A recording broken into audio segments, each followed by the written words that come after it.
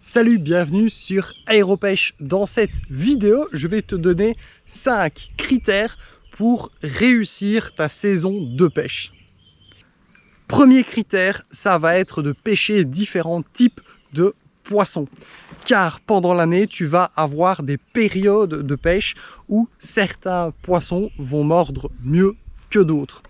Donc, je t'invite à t'adapter aux poissons et ne pas pêcher tout simplement le même poisson toute l'année, tout simplement parce qu'il y a des périodes où le poisson n'est pas actif. Ce qui m'amène au deuxième critère, la période de pêche. Par période, je veux bien entendu dire par mois, par saison et même par météo. Car il y a toute une série de facteurs qu'il faut regarder lorsqu'on pêche un poisson. Tout simplement, je prends le cas du brochet qui a la particularité de rentrer dans un état un peu de somnolence lorsqu'il y a une certaine météo. Il va être d'ailleurs beaucoup plus actif lors de changements de température ou lorsque la température de l'eau va refroidir plutôt que de l'eau trop chaude ou tout simplement avec une température d'eau qui va être stagnante pendant plusieurs jours. Troisième critère, c'est si on pêche avec un éco-sondeur ou non.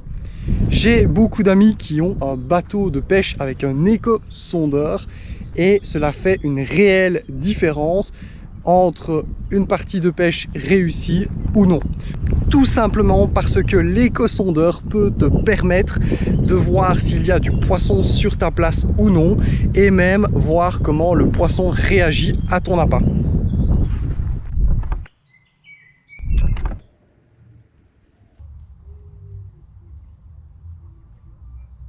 Quatrième conseil, ça va être le type d'appât ou le type d'amorce, car cela ne va pas être le même par pêcheur. Tu vas peut-être préférer au niveau des appâts naturels de pêcher au maïs, alors que d'autres pêcheurs vont peut-être pêcher aux asticots ou au pas. C'est pareil pour l'amorce. Quand je parle d'appât, je parle aussi d'appât artificiel, c'est-à-dire les leurres pour pêcher les carnassiers. Car tel type de leurre ne va peut-être pas correspondre avec ton type de pêche. Donc à bien regarder quel type d'appât ou d'amorce te correspond.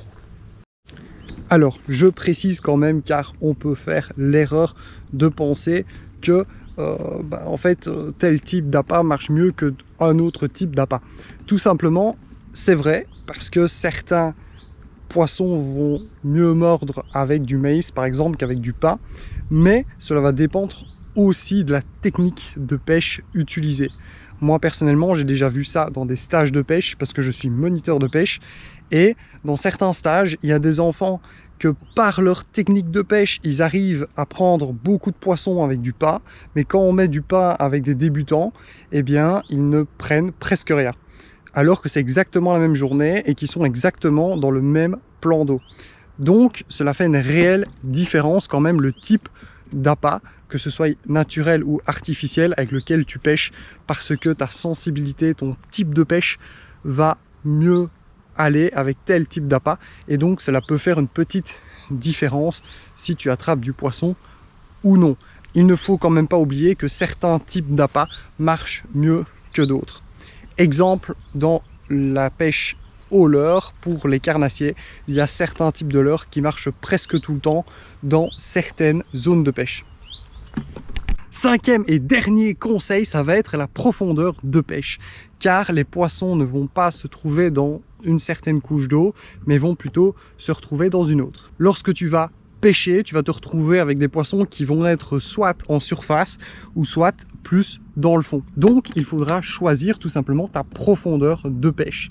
Par exemple, lorsque tu pêches avec un flotteur, le fait de changer et de mettre 10 cm de plus ou de moins sur ta profondeur peut faire la différence entre avoir du poisson ou non.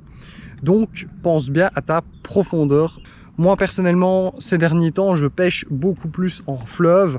Donc du coup, quand je vais pêcher avec des appâts naturels, je vais privilégier de la pêche sur fond pour éviter tout simplement d'avoir la ligne qui dérive avec le courant, et aussi parce que la plupart des poissons se trouvent dans le fond de l'eau.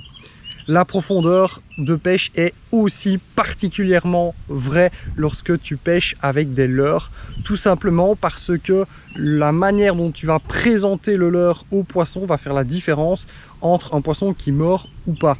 Je vais y revenir tout simplement dans une autre vidéo, la manière d'animer son leurre et un peu mon avis sur ça, sur l'animation des leurres. Mais le fait que tu vas présenter un leurre en dessous du poisson ou au-dessus du poisson va faire qu'il mord ou non. Par exemple, un brochet ne va pas avoir de problème pour remonter et aller chercher un leurre. Par contre, si tu lui présentes un leurre qui va être en dessous de lui, il va avoir beaucoup plus difficile à descendre dans l'eau.